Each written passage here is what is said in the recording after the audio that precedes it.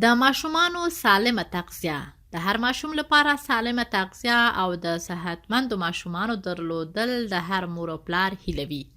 خو د یوې مور یا پلار په توګه مو څومره د خپلو ماشومانو روغتیا او د هغوی سالمې تغذیې ته پام کړی دی؟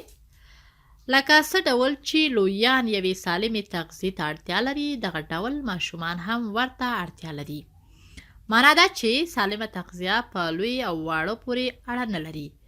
مدني مواد، کاربوهایډریټ، پروټین او نور مغذي مواد هغه څه دي چې سالمه تغذیه برابروي.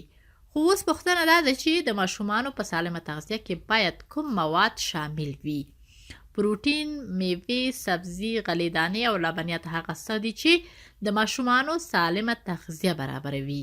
لبنیات که څه هم د ماشومانو لپاره ګټور دي، خو غوړ ته باید پام وشي. معنا دا چې د لویانو په پرتله باید په شودو، مستو، پنیر او نورو کې غوړ یو څه کم وي. دغه راز ماشوم ته باید داسې میوې ورکړل شي چې د خوږو کچه پکې کمه وي.